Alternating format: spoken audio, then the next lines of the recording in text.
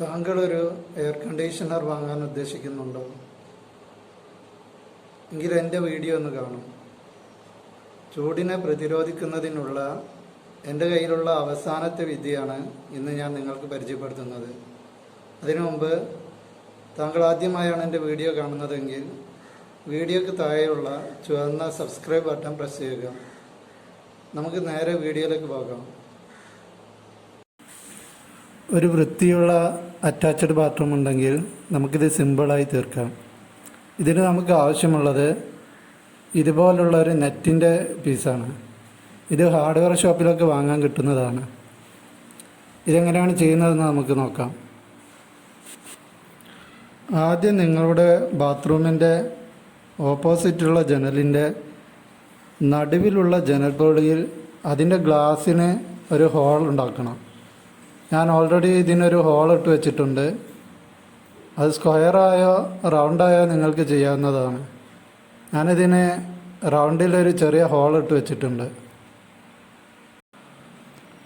ഞാൻ ഈ ഹോളിൻ്റെ വലുപ്പത്തിലുള്ള ഒരു കടലാസ് പീസ് കട്ട് ചെയ്തെടുത്തിട്ടുണ്ട്.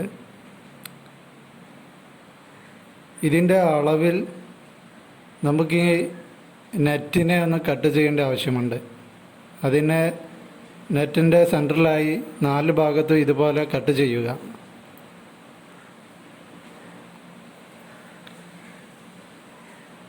ഇതുപോലെ കട്ട് ചെയ്തിട്ട് ഈ നെറ്റിൻ്റെ കഷ്ണം ജനലിൻ്റെ ഗ്ലാസിൻ്റെ ആ ഹോൾസിൽ പിടിപ്പിക്കേണ്ട ആവശ്യമേ നമുക്കുള്ളൂ.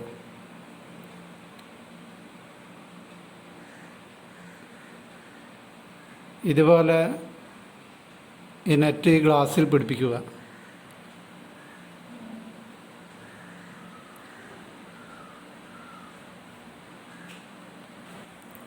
ഇനി ബാത്റൂമിലെ എക്സ്ഹോസ്റ്റർ ഫാനിൻ്റെ അടുത്തുള്ള എല്ലാ എയർ ഹോളുകളും ശരിക്കും ഭദ്രമായി അടക്കണം.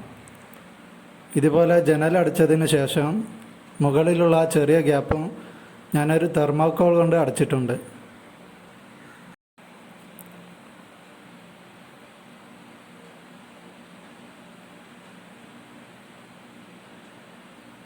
ജനലിലുള്ള ഈ നെറ്റ് പിടിപ്പിക്കുന്നതിന് പകരം നമുക്ക് ഒരു ജനൽ പോളി തുറന്നിട്ടാൽ മതി. പക്ഷേ അത് റിസ്ക്കാണ്.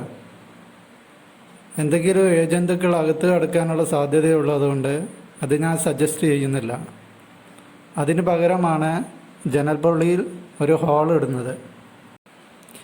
ഇനി എങ്ങനെയാണ് നമ്മുടെ റൂമിന് കൂളിംഗ് കിട്ടുന്നതെന്ന് നോക്കാം.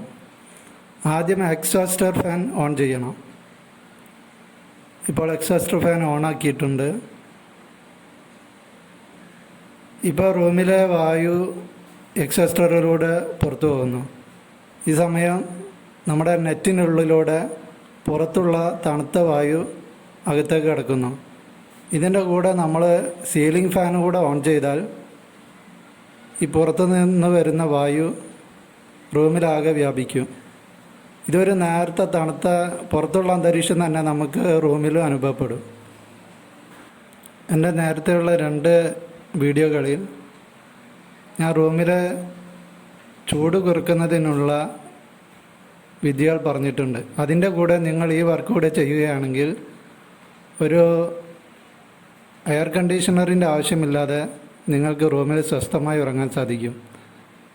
വീഡിയോ ഇഷ്ടമായെങ്കിൽ ലൈക്ക് ചെയ്യുക, ഷെയർ ചെയ്യുക, സബ്സ്ക്രൈബ് ചെയ്യുക, പിന്നെ ബെല്ലൈക്കണും പ്രസ് ചെയ്യുക.